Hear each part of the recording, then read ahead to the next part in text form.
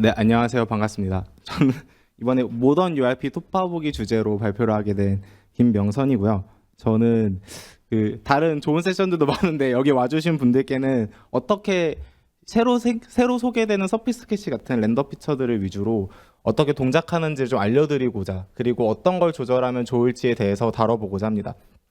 그래서 이런 톱파보기라는 좀 이게 샅샅이 분석해보자는 주제로 준비했고요. 저는 엔진팀에서 그래픽스 조직에서 이것저것 하고 있는 김명선입니다. 반갑습니다. 저는 아젠다는 굉장히 간단하고요. 모던 URP와 GTAO, SSR, 서피스 캐시에 대해서 설명을 드리려고 합니다. 먼저 제가 요즘 회사에서 많이 듣는 주제가 모던이라는 단어인데요.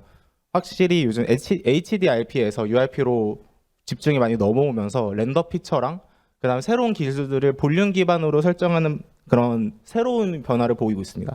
그리고 그와 함께 더불어 이제 레거시 코드를 정리하고 또 코어 URP 코드를 살펴보시면 최근에는 많이 이제 피처별로 구현되어 있던 각각의 기능들이 하나의 SRP 코어 패키지를 참조하도록 많이 변경되고 있어요.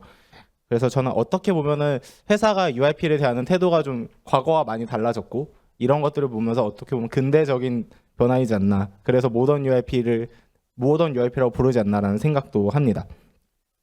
저희가 이제 계속 강의 내내 보실 지도인데 여기 보시면 그런 라이팅 크게 직접광이랑 간접광으로 나눌 수 있겠죠. 이게 다가 아니지만 저희가 URP에서 많이 했던 방식은 직접광 계산이 많지만 간접광에 대해서는 많이 제한이 있었습니다. 그래서 지금까지 URP는 대체로 베이크 방식이었죠.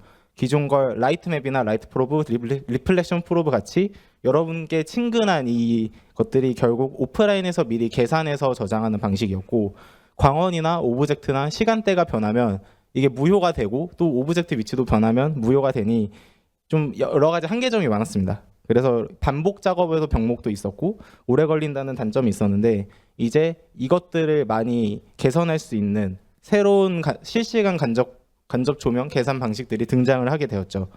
키노트와 로드맵에서도 보셨듯이 GTAO 그리고 SSR, 서피스 캐시 GI가 각각의 부분을 담당해서 하고 있습니다. 슬라이드는 사실 안 찍으셔도 돼요. 나중에 다 들어가고요. 저희 또 나중에 계속 이제 나올 거니까 그냥 머릿속에 이제 어차피 기억되실 거라서 상관없습니다. 편하게 봐주시면 됩니다. 네, 새롭게 추가될 이 세 가지 피처에 대해서 집중을 하기로 했는데 공통적으로 이 피처 모두에 들어가 있는 내용들이 있어요. 먼저 많이 보실 이제 항상 있을 그 옵션 중 하나가 스페셜 필터랑 업샘플인데요. URP는 기본적으로 다운사이즈해서 많이 씁니다. 퍼포먼스가 많이 드는 범용적인 그런 플랫폼까지 지원하기 위해서 업샘플을 먼저 쓰고, 두 번째로 스페셜 필터는 공간 데이터를 활용한 필터 방식이에요. 예를 들어 뭐 가우시안 블러 같은 이런 여러 가지 블러가 있는데 URP는 주로 1번에서 2번처럼 보시듯이 그냥 디노이즈 하는 게 아니라 경계를 위주로 어떤 구간 이후로는 뎁스와 노멀을 구별해서 하는 바이오레트럴 필터를 많이 쓰고 있습니다. 이게 전반적으로 많이 쓰는 그냥 URP의 필터라고 보시면 되고요.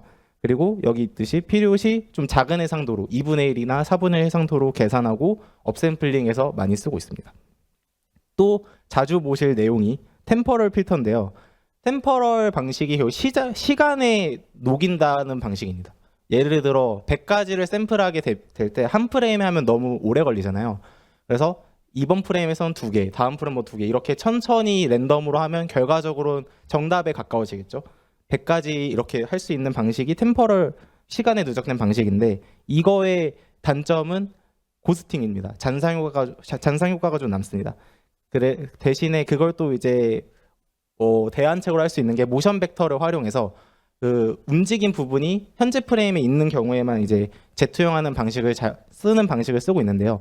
앞으로 보실 렌더 피처에서도 쓰고 있고 요즘도 많이 쓰는 방식입니다. 그래서 이렇게 필터 2개는 항상 있다. 그리고 이걸 이제 봐주시고 본격적으로 넘어가겠습니다. 첫 번째는 GTAO입니다. 이제 간접 조명 중에서도 난반사 부분에서 항상 가려진 영역을 앰비언트 오클루전이라고 부르죠. 그 부분을 좀 더 개선한 방식입니다. 그 기존의 SSAO에서 지원하던 알고리즘은 알캠이라는 알고리즘이었어요. 그 논문이 있는데 그 방식은 무작위로 샘플을 해서 좀 근사치가 빨랐어요. 대신에 좀 아쉬운 부분이 있었죠. 그거를 GTA에서는 좀 이제 실제와 비슷하게 가자. 그라운드 트루스가 실제와 비슷하게 가는 느낌인데 수평선 각도를 직접 측정해서 진행합니다. 그래서 비포 애프터를 보시면 왼쪽은 좀 이렇게까지 든다고 싶은데 오른쪽은 좀 깔끔하게 들었죠. 그리고 요거를 이제 실제 렌더링 결과를 보셔도 왼쪽과 오른쪽에 이런 화면 부분, 그런 천장 같은 부분이 좀 확실히 개선된 걸 보실 수 있습니다. 근데 원리는 사실 수평선 서치인데요. 그 위에서 본 모습 오른쪽 가장 그걸 보시면 원래 사실 모든 단면을 측정을 해야 됩니다. 진짜 실제랑 정확하려면. 근데 그러면 또 오래 걸리니까 피자 조각을 자르듯이 몇 가지 슬라이스를 쳐서 해요. 기본적으로 2가지 방향 아니면 4가지 방향 이렇게 선택을 할 수 있고 이 방향을 골라서 단면을 자릅니다. 그리고 그 단면마다 주변 지오메트리에서 계산해서 수평선을 어느 각도인지 체크를 해요. 결국 이제 많이 열려 있으면 빛이 많이 들어오는 거고 좁게 열려 있으면 수평선 각도가 측정 부분이 좁으면 그럼 적게 들어오는구나. 이 원리를 활용한 방식입니다. 그리고 여기에는 이제 오른쪽 아래에 이제 파란 점들이 보이시죠? 이것들이 이제 레이 마칭한 결과인데 스텝이 많으면 많을수록 더 정확해집니다. 그래서 이렇게 인스펙터를 보시면 먼저 인텐서티 조절이 있었고 반경 조절이 이렇게 하실 수가 있고요. 폴업 디스턴스는 언제 이후부터 이 특정 거리부터 천천히 페이드되는 그런 거리를 조정하실 수 있고 다이렉트 라이팅 스트렝스, 애프터 오페이크 이런 방식도 있습니다. 근데 여기도 보시다시피 여기서 좀 유념하실 게 미니멈 레디어스랑 레디어스 이 2가지가 있는데요. 미니멈 레디어스 픽셀은 보시다시피 멀리 있는 부분 거에 대해서 좀 영향을 많이 미칩니다. 이 이유가 최소 반경 픽셀 단위로 최소 반경을 의미해요. 근데 멀리 있을수록 더 이제 많은 픽셀을 차지하게 되겠죠. 그렇기 때문에 요걸 이제 적당히 이제 2개를 잘 조절하시면서 여러분의 이제 어울리는 그 씬에 어울리는 룩을 찾아가시면 됩니다. 그런데 GTA에서는 기존 SSAO보다 조금 이제 다르게 컴퓨터 쉐이더 패스를 지원합니다. 요거를 이제 따로 지원하는 이유는 기존 SSAO가 아시는 분은 아시겠지만 렌더러 피처에서만 세팅할 수 있었어요. 근데 이번에 드디어 볼륨으로 옮겨져서 세팅을 할 수 있게 바뀌었는데 그걸 이제 해치지 않으면서 GTA는 좀 더 퀄리티를 좋게 해보고 싶다 이렇게 니즈가 있어서 별도의 퀄리티 옵션을 지원하기 위해 컴퓨터 쉐이더 패스를 만들었습니다. 그래서 여기에는 아까 보셨던 디렉션 카운트 있죠. 그 슬라이스 카운트를 설정할 수 있고 스텝 카운트를 설정할 수 있습니다. 그럼 많으면 많을수록 정확한데 대신에 그럼 느려지겠죠. 이런 트레이드 오프가 있고 여기서도 아까 보셨던 스페이셜 필터, 템포럴 필터 이 2가지를 선택하실 수가 있는데 이렇게 지원하는구나. 이렇게 이제 그냥 넘어가 주시면 됩니다. 패스는 그냥 간단하게 보시면 왼쪽은 원래였고요. 원래 방식이었고 GTA도 변하지 않습니다. 근데 그냥 방식만 바뀐 거예요. 근데 컴퓨터 패스는 오른쪽 보시다시피 좀 스페이셜 필터랑 템포럴 필터를 커스텀하게 또 넣다 보니까 그냥 패스가 좀 추가되었다. 그리고 이 결과물이 스크린 스페이스 오클루전 텍스처라는 아웃풋으로 나온다. 요것만 기억해 주시면 됩니다. 그래서 만약에 커스텀 쉐이더를 만드신다. 그러면 사실 대응하실 게 없어요. 왜냐면 똑같기 때문에 스크린 스페이스 오클루전 텍스처 그냥 참조하게 구현만 했으면 더 바꾸실 건 없습니다. 그래서 유의점으로는 일반 SSAO 방식보다 여기 보시면 여기 방식 GTAO라 돼 있죠. 메소드가 요거 이제 기존에 SSAO가 있는데 그거 대신에 좀 더 정확해졌다. 대신에 좀 느려질 수 있다. 요거 이제 참고하시면 되고 투명한 물체는 제어하지 않습니다. 그리고 이제 GTA에서는 뎁스 노멀을 둘 다 쓰기 때문에 뎁스 노멀스 프리패스가 이제 무조건 쓰는구나, 의존하게 되는구나, 요렇게 유념하시면 되겠습니다. 그래서 제가 퍼포먼스를 측정해봤어요. 그래서 얼마나 느린데 이걸 해봤는데 3070ti 랩탑 GPU가 막 엄청 좋은 건 아닙니다. 그리고 이게 오래된 컴퓨터예요. 먼지도 많이 꼈어요. 거기서 샘플신 해봤을 때 1.2ms 걸렸고 미디엄 프리셋으로 낮추면 0.2로 확 줍니다. 근데 그 이유가 아까 보셨듯이 다운 샘플링 해서 하면은 훨씬 더 적게 걸리고 이 방식이 GTA가 픽셀마다 레이 이제 그렇게 계산을 하는 거기 때문에 총 계산하는 픽셀 수가 줄면 당연히 줄겠죠. 그래서 이렇게 많이 줄었고 모바일로 봤을 때는 기존 SSAO에서 걸리는 것보다 한 10% 정도 더 걸렸습니다. GTAO 방식이. 근데 이건 PC 모바일 비슷했고요. 모바일에서 밀리세컨드로 치면 한 PC의 2배 정도 걸렸습니다. 그리고 풀 HD 기준으로 똑같이 메모리 사용량을 계산해 보니 템포럴 필터를 켜시면 32MB 사용되고요. 안 쓰시면은 16MB 이렇게 절반으로 줄게 됩니다. 그래서 AO는 빠르게 지나가고요. 이제 좀 관심 있으실 만한 주제인 화면 공간 반사입니다.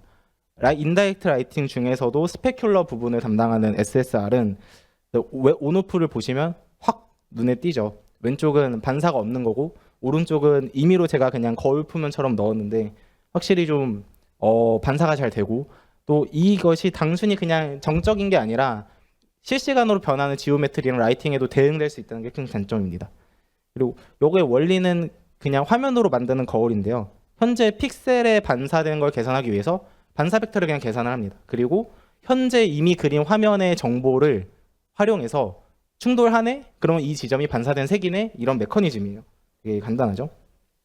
근데 이걸 계산하기엔 두 가지의 방식이 있어요. 먼저 첫 번째로 레이가 항상 일정한 스텝으로 행진하듯이 계산을 하는데 일정한 간격으로 가는 게 리니어 방식이고요. 하이지 방식은 뎁스 피라미드라고 일정 이제 수준마다 낮춰요. 그래서 뭐 예를 들어 한 픽셀 말고 네 픽셀에서 최소 깊이, 그것도 네 픽셀을 또 네 픽셀을 모은 최소 깊이, 이렇게 피라미드 형식으로 만든 텍스처를 활용합니다. 그렇기 때문에 같은 스텝으로 가더라도 하이지 방식으로 쓰면은 더 멀리 갈 수 있어요. 왜냐면 현재 레이가 지금 테스트하고 있는 셀보다 훨씬 가깝다. 그러면 일정 스텝 가는 게 아니라 꽁충꽁충 뛰어갈 수 있겠죠.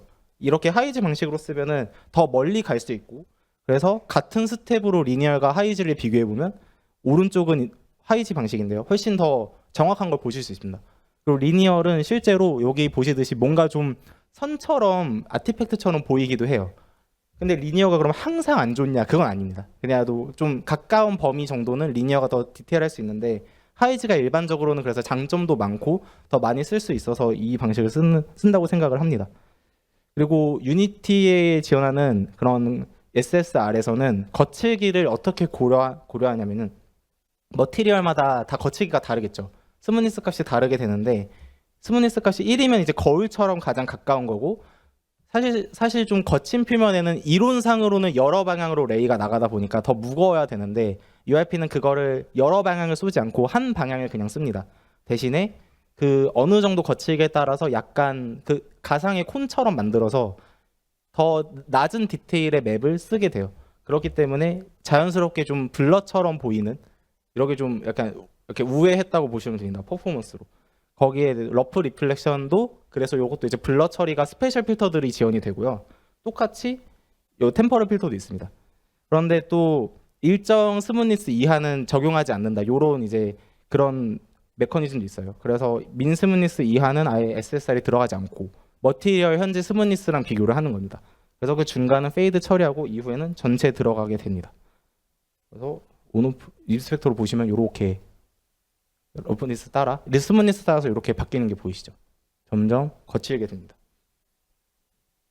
그런데 이 SSR이 사실 완벽하지 않아요. 그래서 미스나는 부분도 분명히 있거든요. URP는 어떻게 처리하고 있냐면 SSR이 닿지 않는 부분이면 리플렉션 프로브로 먼저 폴백을 시킵니다. 그러니까 SSR이 히트가 안 났다? 리플렉션 프로브로 가요. 리플렉션 프로브도 없다? 그럼 스카이로 가요. 이렇게 안전장치 같은 메커니즘이 있고, 그 엣지 페이드, 노멀 페이드, 스무니스 페이드 이렇게 이제 지원이 됩니다. 그래서 그림으로 보시면 처음에는 이제 리플렉션 없다가, 그다음에 리플렉션 프로브, 이건 이제 리플렉션 프로브만 있는 버전이고요. 그 다음에 SSR, 요건 SSR이고 둘이 합쳐지면 이렇게 보입니다. 훨씬 좀 나아졌죠. 근데 완벽하진 않은데 그래도 리플렉션 프로브가 폴백이 되면서 SSR이 닿지 않는 그런 빈 공간들을 얘가 채워줄 수 있다는 게 좀 장점이 됩니다. 근데 역시 이제 당연히 장단점은 있겠죠. 리플렉션 프로브도 그러면 어느 정도 주기로 업데이트 해줘야 될 거고, 아니면 어느 정도 그냥 쓸 수 있으면 그냥 쓰셔도 될 것 같습니다. 인스펙터로 보시면 레이 스텝을 높일수록 확실히 그 디테일이 달라지는 것을 보실 수가 있고, 띵리스 같은 경우는 높이면은 충돌이 유리해서 빈 공간이 많이 사라지는 대신에 그 디테일이 좀 많이 줄어들게 됩니다. 좀 늘어지게 되고, 마침 메소드 리니어 하이지를 바꾼 모습이었고, 그 세기를 바꿀 수도 있고, 그다음에 반사되는 색의 클램프도 적용할 수 있습니다. 그리고 여기 뭐 스케일도 이제 적용할 수 있고요. 여긴 글로벌 단위 스케일이 되겠죠. 그리고 엣지 페이드, 스크린에서 여기 노이즈를 좀 줄이기 위한 여러 페이드 장치가 있다. 이렇게 보시면 되겠습니다. 패스를 좀 보면은 인풋 텍스처로 뎁스랑 노멀이랑 싱컬러 이렇게 세 가지가 들어가게 되고요. 이것들이 뎁스 피라미드를 쓸 경우, 하이지를 쓸 경우 요거를 이제 탐색하게 되고, 그 다음에 트레이스를 시킨 다음에 또 템퍼럴도 쓰면 템퍼럴도 이제 넣고, 그 다음에 마지막으로 이 아웃풋이 스크린 스페이스 리플렉션 텍스처로 들어갑니다. 그래서 요게 이제 실제 쉐이더에서 요거를 이제 샘플해서 쓰게 되는 거예요. 근데 유의점으로는 커스텀 쉐이더에서는 뎁스 노멀스 패스에 이거 스무니스를 알파 채널에 들어가도록 커스텀을 해주셔야 됩니다. 그리고 공식 포럼에도 이게 잘 나와 있고, 리드보드 그 뎁스 노멀 패스 이런 데 가보시면은 예제가 잘 되어 있어요. 그거를 카피해서 쓰셔도 됩니다. 그리고 대신에 이 스크린 스페이스 방식이다 보니까 화면 공간에 없는 데이터는 반사되지 않아요. 요게 이제 플라나 리플렉션 평면 반사랑 되게 큰 차이기도 한데, 대신에 스크린 스페이스 리플렉션은 좀 더 이제 가볍고, 그 다음에 그 꼭 평면이 아니더라도 쓸 수 있는 장점이 있죠. 기본적으로 불투명만 지원을 하는데 반투명한 물체도 지원하긴 합니다. 그래서 여기를 만약에 오페이크 앤 트랜스퍼런트를 선택하시면 거기에 따라 프리패스를 좀 추가를 하게 되고, 그런 트레이드오프는 있지만 제한적으로나마 반투명한 물체도 반사가 될 수 있다고 보시면 되겠습니다. 그래서 또 얼마나 걸리는데? 라고 물으시면, 저 똑같은 테스트 환경에서 똑같은 씬으로 했어요. 근데 GTA랑 똑같이 비슷하게 걸렸고요. 1.2ms 정도 걸렸고, 모바일에서는 퀄리티를 밸런스드로 낮췄습니다. 거기서 테스트해본 결과 한 2배 정도 걸렸습니다. 그리고 풀 HD 기준으로 보시면 템퍼럴 필터까지 썼을 때 100메가 정도 먹었는데, 템퍼럴 필터를 끄시면 50메가 정도 또 줄어들게 됩니다.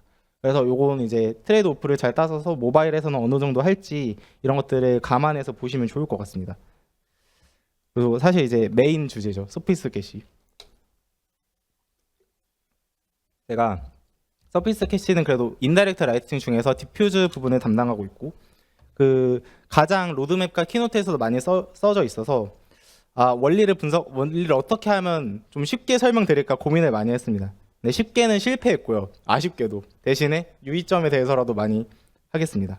먼저 온오프를 보시면 오른쪽과 왼쪽과 다르게, 왼쪽은 확실히 직접값만 계산하다 보니까 실 내부에는 그 실외 라이팅 들어가지 않죠. 근데 오른쪽은 간접광이 데이터가 들어가면서 확실히 좀 훨씬 사실감 있는 씬이 완성이 되었습니다. 그래서 이런 걸 하실 수가 있어요. 먼저 지오메트리가 변해도 간접광을 실시간으로 계산을 할 수 있습니다. 라이트맵 안 구우셔도 됩니다. 그리고 라이팅이 바뀌어도 캐릭터를 따라가는 스팟라이트가 붙어있는 예제인데, 이렇게 현재 라이트 위치마다 간접광도 실시간으로 변하게 되죠. 이렇게 동적인 라이팅 환경에서도 사용할 수 있게 되고, 또 이런 실시간 장점 덕분에 이제 뭐 일일이 굽지 않고 지오메트리를 바꾸고, 심지어 뭐 시간대를 바꿔도 훨씬 더 반복 작업이 훨씬 빨라졌습니다. 이런 장점들을 서피스 캐시 GI를 쓰시면 가능하다. 이러고 이제 말씀드리는데, 근데 왜 어려울까요? 실시간 간접광은 왜 안 나왔을까요? 그동안. 왜냐하면 실시간 간접광은 결국 사실 무한한 빛의 반사를 계산하는 거잖아요. 그러다 보니까 실시간으로 하기 되게 어려웠습니다. 결국 또 한 점에서 또 퍼지고 무한대로 샘플을 계속하다 보면 끝없는 반복으로 컴퓨터가 터지겠죠. 무한 루프처럼. 그래서 그거를 어떻게 줄일까가 많이 고민인데, 그런 것들을 해결하기 위한 많은 방식들이 회사별로 많이 있는 걸로 알고 있습니다. 근데 이제 여기 유니티에서 쓴 방식은 크게 말하면 캐시를 쓴 거예요. 서피스 캐시라는 이름에서 느끼듯이 앞접시 같은 거죠. 캐시란 음식을 약간 덜어 놓듯이. 여기서의 앞접시는 1차 레이가 예를 들어 A를 쏘면은 1차 바운스 이후부터는 어딘가 저장된 건 그냥 쓰는 거예요. 그래서 그냥 더 계산하지 말고 그냥 갖다 쓰자.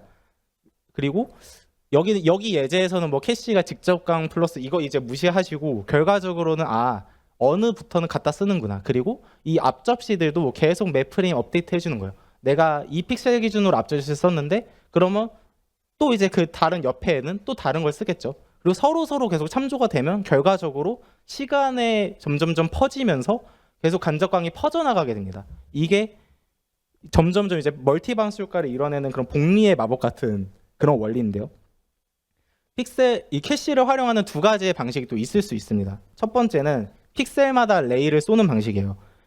그리고 아까 보셨듯이 1차 이후부터는 가져다 쓸게. 근데 URP에서는 더 갑니다. 그냥 레이마다 쏘지도 않고 그냥 조회만 할게예요. 어딘가에 저장되는 걸 바로 갖다 쓰는 게 URP 서피스 캐시의 방식이고, 왼쪽에 보시는 픽셀 레이와 캐시가 합친 방식은 그 서피스 캐시가 참고한 논문인 샤크 계열 이런 데에서 쓴다고 합니다.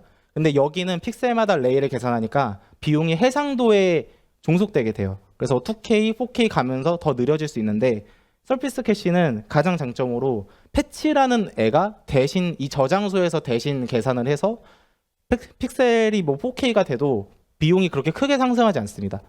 그래서 이런 이제 가장 큰 장점이 서피스 캐시 이런 장점이라 보시면 되고요. 서피스 캐시는 크게 세 가지로 이루어졌습니다. 첫 번째는 공간을 나누는 거예요. 먼저 그 표면이 있으면 먼저 카메라 주변 공간을 이렇게 크게 나눠요. 그래서 유효한 표면을 먼저 선택을 하고요. 그리고 그런 인접한 픽셀들이 같은 표면을 공유하겠죠. 같은 복셀을 공유하게 되겠죠. 그러면서 공간에 대한 이점이 있고, 두 번째는 이거를 나중에 스크린에서 룩업 가져올 때 어딘가에 저장된 값을 가져오는 겁니다. 그리고 그냥 얘만 가져오는 게 아니라 주변도 같이 가져와서 자연스럽게 이제 필터링이 되는 효과를 누릴 수 있고요. 세 번째로 그럼 어떻게 저장할 건데, 어떻게 저장을 업데이트할 건데인데, 요거는 이 패치가 렐을 사서 갱신한다는 개념. 패치는 이제 설명을 드릴 겁니다. 패치라는 애가 대신 쏘는데 여기서 한 프레임에 다 하지 않고 아까 템퍼럴 필터 설명하실 때 보셨던 것처럼 시간에 점점 녹이는 거예요. 그래서 계속 나눠서 프레임마다 랜덤한 방향으로 계속 쏴서 2개든 4개든 계속 쏴서 업데이트를 하고, 그것들이 그냥 패치가 혼자 쏘는 게 아니라 예를 들어 어디가에 맞추면 거기에 해당하는 패치도 있겠죠. 그럼 그 패치를 또 참조해요. 서로 계속해서 업데이트해서 결과적으로 간접광이 퍼져나가는 방식입니다. 이렇게 공간적인 면, 여러 인접 픽셀이 같은 공간을 공유하고, 그 다음에 여러 시간에 걸쳐서 계산을 나누고, 그 다음에 마지막으로 그런 여러 패치가 서로 업데이트하게끔 이렇게 멀티방수 효과를 녹임으로써 연산을 절약할 수 있게 되고, 이게 실시간 다이나믹 GI 구현의 핵심 원리가 됩니다. 이 세 가지가. 그래서 구조를 먼저 보시면 현재 카메라 주변으로 기본적으로 4개 그 큰 바운더리로 나눕니다. 캐스케이드가 4개고 그 각각의 이제 캐스케이드마다 예를 들어 기본 옵션은 32, 32, 32로 나눠요. 가로, 세로, 높이를. 그리고 그 단순히 그렇게 나눠진 복셀을 그냥 가져오는 게 아니라 거기에 표면의 방향까지 고려를 해서 계산을 합니다. 그리고 그렇게 유효한 표면이 셀이 되고 그것이 이제 패치가 되는데, 패치에서는 실제 그 라이팅 값들 이런 것들을 갖게 돼요. 셀은 그냥 공간에 대한 정보만 갖고 있고 실제 유효한 셀은 패치가 되면서 라이팅 정보를 갖고 있게 됩니다. 근데 방향과 주소가 왜 필요할까 그걸 말씀드리면, 같은 복셀이어도 같은 그 공간 안에 3점 공간 아니어도 표면이 여러 개일 수가 있겠죠. 근데 이 경우에는 서로 라이팅 값이 달라야 되겠죠. 만약에 내가 윗면을 보거나 밑에 면을 보거나 또는 아래쪽 그림처럼 어떤 왼쪽은 이제 빛이 드는데 오른쪽은 그림자가 해서 빛이 안 드는 경우에 똑같은 공간을 공유한다고 해서 같은 라이팅 값이 되면 안 되기 때문에 방향을 최대 16개까지 나눠줍니다. 같은 복셀을. 그렇게 해서 요것들이 이제 패치라는 개념으로 저장이 되게 되고요. 이 셀 인덱스를 시각화해서 보시면 이렇게 보입니다. 그래서 화면에 가장 가까운 밑면을 보시면 좀 사각형이 작죠. 그리고 중간은 좀 더 이거보단 크고 그 뒤에 실내 안쪽에 보시면 좀 더 그 셀 사이즈가 큰 걸 보실 수 있습니다. 근데 이게 말끔한 사각형이 아닌 이유는 아까 말씀드렸듯이 방향이 고려가 돼 있어서 같은 바닥이어도 표면의 노멀이 바뀌는 순간 요게 이제 다르게 저장이 돼서 셀이 이제 할당이 되게 됩니다. 그리고 요거를 그냥 이전 프레임과 이렇게 보관하지 않고 그냥 바로 시각화를 보면은 마치 마인크래프트 같은 룩이 되기도 합니다. 요게 이제 잘 보관이 돼서 서로 이렇게 막 필터링 이것저것 하면은 더 깔끔한 GI가 탄생이 되는 거죠. 패치는 결국 그런 유효한 셀인데요. 유효한 셀이라는 뜻은 먼저 마지막 접근한 지 한 240프레임 됐는지를 체크를 합니다. 그리고 이후가 되면은 사라지게 되고 패치에서 나가게 돼요. 그리고 또 당연히 이 전체 볼륨 범위 밖을 벗어나면 이게 벗어나게 되겠죠. 아예 할당이 안 되게 되겠죠.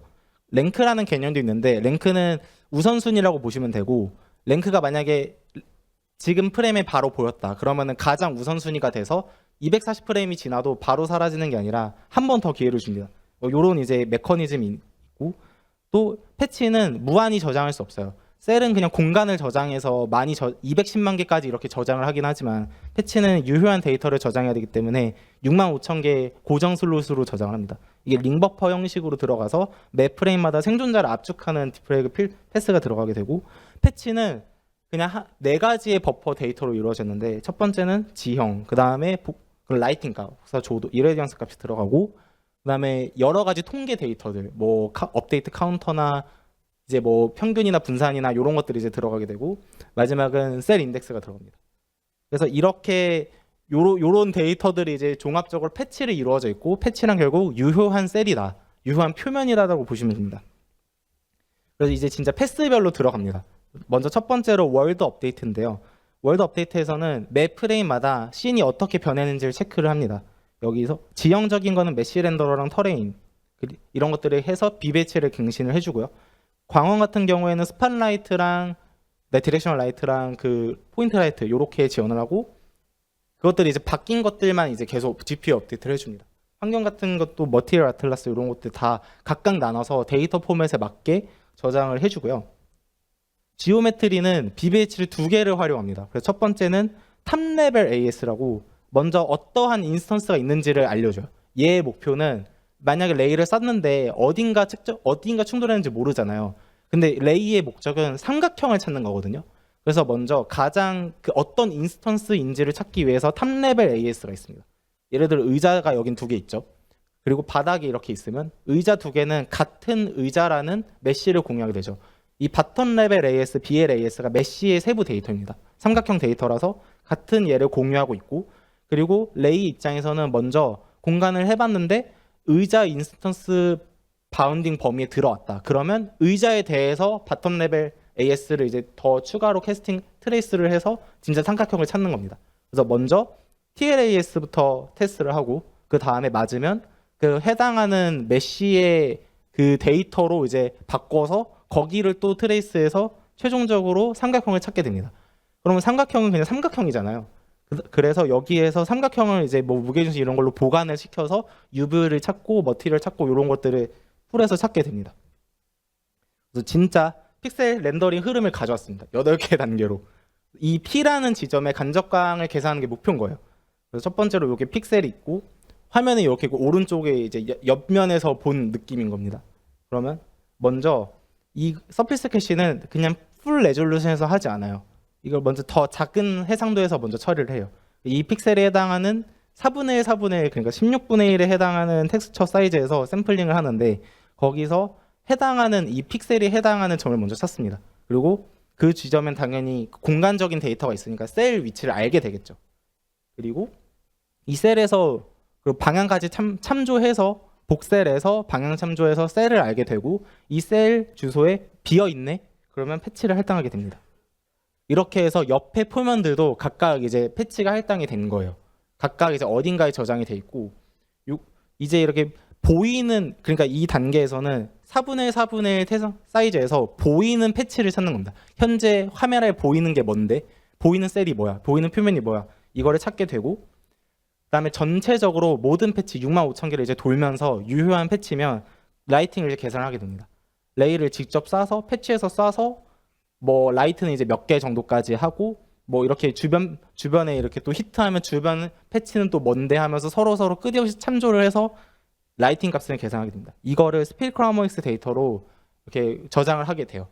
그리고 이 패치 루프가 전체가 끝나면 다시 픽셀로 돌아와서 그 똑같은 픽셀로 돌아와서 이제 계산된 패치를 대상으로 어떤 패치인지 아니까 그 데이터를 가져옵니다. 근데 그냥 혼자 가져오지 않고 주변에도 같이 가져와요. 그래서 이렇게 스크린 룩업 패스에서는 그냥 현재 중심도 있지만 그 옆에 여러 가지 이제 지터링을 해서 랜덤 노이즈를 줘서 샘플링을 하는데, 또 샘플링 할 때 그냥 공간적인 노이즈도 있지만 각각 샘플마다 방향도 또 바꿔줍니다. 근데 이 이유는 이제 알아보니까 방향도 지터링을 하지 않으면 블렌딩이 좀 덜 하게 돼요. 이웃 그 셀까지도 좀 이제 침범을 해줘야 서로 섞여서 자연스럽게 경계가 이렇게 되는데, 그런 것들을 해주기 위한 장치로 또 지터링이 방향도 들어간다, 이렇게 보시면 되겠고, 여기 지터링 할 때는 랭크가 있었잖아요. 그러니까 최근에 보였던 240프레임 안에 보였던 애들 위주로 한다고 보시면 됩니다. 미할당 대등들은 당연히 기각이고 최종적으로 봤을 때 만약에 가중치 합이 0이다. 그래서 뭐 현재 것도 0이고 주변 것도 다 뭐 유효하지 않네. 그러면 그냥 이 픽셀을 무시시키고요. 그 주변 데이터 그냥 평균 쳐서 대충 이렇게 해서 넘깁니다. 그렇게 해서 4분의 1, 4분의 1 사이즈로 했었기 때문에 이걸 그대로 업샘플링 해줘요. 그러면 화면 해상도가 딱 되겠죠.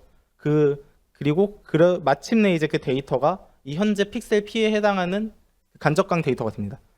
그리고 요게 이제 실제 그 쓰실 때는 베이크 GI에 할당이 돼요. 사실 베이크 GI는 아니지만 그래서 여기 라이트 맵이랑 라이트 프로브 데이터를 서피스 캐시가 대체한다고 보시면 됩니다. 샘플링 할 때는 그냥 스크린 스페이스 이레디언스 텍스처를 샘플링하는 방식으로 해서 실제 픽셀 쉐이더 계산에서는 크게 부하가 없어요.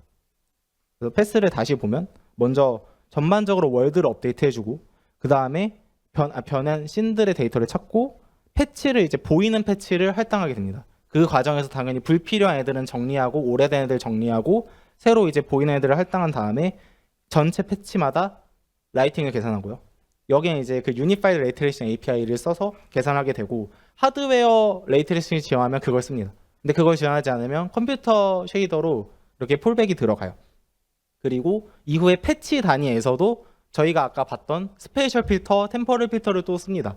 그렇게 해서 노이즈를 줄여주고 그 다음에 픽셀 진짜 계산할 때 스크린 룩업에서 룩업을 아까 처리하고 그 다음에 또 업샘플링해서 마지막에 합성을 합니다. 되게 길었는데 이제 인스펙터를 보실게요. 이제 유의점을 봐야 되니까. 먼저 라이트 트랜스포트 메인, 여기가 이제 사실 메인 부분인데 멀티 바운스가 있고 샘플 카운터를 좀 보시면 됩니다. 근데 샘플 카운터가 높을수록 패치마다 레이트레이스가 많아지고 또 멀티 바운스도 많아지기 때문에 이게 퍼포먼스에 먼저 가장 큰 영향을 주는 1번이고요. 두 번째로 패치 필터링에서 쓰는 게 템포럴 스무딩 있고 스페셜 필터 있고 템포럴 필터 또 있죠. 요거 이제 템포럴 스무딩은 이따가 알려드리겠습니다. 그리고 여기서 어쨌거나 패치 단위에서도 스페셜 필터를 쓰는 거야. 공간 필터를 쓰는 거야. 템포럴 필터도 쓰는구나 아시면 되고 스크린 필터링은 그 진짜 이제 화면에서 찾을 때 하는 필터링이에요. 패치가 아니라 계산된 걸 가져올 때 필터링을 하는 거라서 여기도 샘플 카운트가 있고 뭐 업샘플링 하는 샘플 카운트도 또 별도로 있죠. 그리고 볼륨 컨피그레이션은 서피스 캐시 GI가 커버할 영역을 설정합니다. 최대 범위가 기본은 128인데 더 커질 수도 있고요. 제가 이제 여쭤봤어요. 원작자 분한테 어디까지 괜찮냐. 근데 1K, 1K까지는 괜찮대요. 나름 이제 해보시니까. 그래서 1024, 1024까지는 괜찮더라. 그래서 사이즈를 1024까지 하셔도 나쁘지 않을 수 있다. 그리고 레졸루션은 이렇게 뭐 있는데 레졸루션이 커질수록 메모리가 세제곱으로 늘어나거든요. 근데 이건 셀에 대한 데이터가 늘어서 실제 막 기하급수적으로 메모리가 엄청 커지진 않아요. 주소 공간만 늘어나는 거라 그렇게 보시면 되고 캐스케이드 카운트는 그냥 이제 리니어하게 이 공간의 데이터가 는다고 보시면 됩니다. 그래서 인스펙터를 보시면 먼저 스페셜 필터링 껐을 때랑 켰을 때를 보시면 되는데 이 네모 박스 쳐지는 데를 위주로 보시면 템포럴 필터 껐을 때 특히 이제 템포럴 필터를 끄는데 되게 반짝반짝반짝 거려요. 이게 잘 보이시나요? 나름 이제 어떻게 했는데 근데 이게 화면이 좀 그런데 어쨌거나 템포럴 필터랑 스페셜 필터를 쓴다. 그리고 스크린 룩업 할 때도 이걸 쓰는데 작아지면 작아질수록 노이즈가 되게 큽니다. 이런 이제 트레이드 오프가 있을 수 있고요.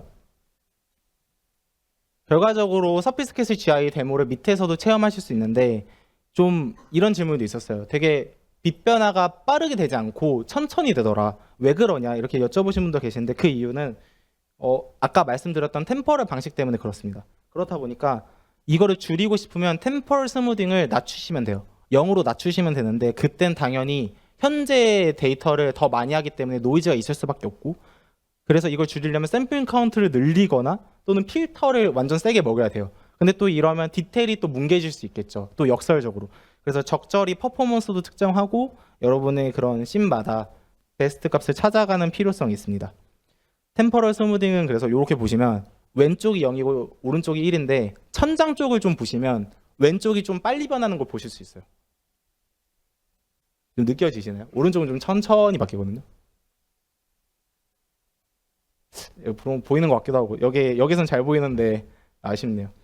그럼 이제 기존과 다른 점은 뭐냐? APB랑 같이 쓸 수 있냐? 지금은 없습니다. 근데 결국 이제 APB 데이터 대신에 서피스 캐시 데이터가 오버라이드 되는 거다 보니까 아쉬운 그런 것들이 이제 제한점이 있는데, 대신 또 원거리는 AFB를 쓰고 근거리는 서피스 캐시를 쓰도록 또 이렇게 바뀌어질 수 있겠죠. 그건 이제 비공식이라서 그 포럼에서 대충 이렇게 있던 걸 가져온 데이터라 하실지는 모르겠지만 뭐 이럴 수도 있다 알려드리겠습니다. 유의점으로는 안 되는 것도 알려드려야겠죠. 먼저 스킨드 메시가 제한됩니다. 이게 받는 거는 되는데 스킨드 메시가 움직임에 따라서 그 데이터가 레이트레스에 반영되지 않는다는 뜻이에요. 그 이유는 아까 보셨듯이 BVH를 구성할 때 BLAS, 바텀 레벨 AS를 그럼 매번 재빌드를 해야 되는데 그건 되게 비효율적이기 때문에 이런 제한점이 있고요. 또 현재 LOD를 따로 지원하지 않습니다. 그리고 프레임당 최대 128개의 라이트까지 패치 업데이트에서 반영하고 있습니다. 시내 100개가 넘는다 그러면 좀 제한적일 수 있고요. 또 라이팅, 모든 GI 솔루션이 비슷하듯 라이팅을 찾기 어려운 환경에 실내면 이런 것들이 좀 어려울 수 있습니다. 그래서 얼마나 걸리는데 또 하시면, 제가 똑같은 PC로 똑같은 시나리오 테스트했을 때 GTA랑 비슷했어요. 1.3ms/s인데 그 이유는 서피스 캐시가 결국 해상도 독립적이고 패치에서 쓰는 방식이다 보니까 이런 장점이 있고요. 모바일에서는 제가 이제 비공식으로 혼자 해봤는데 S26에서 로우 퀄리티로 했을 때 3.5ms 정도 나왔습니다. 3에서 4를 계속 왔다 갔다 했어요.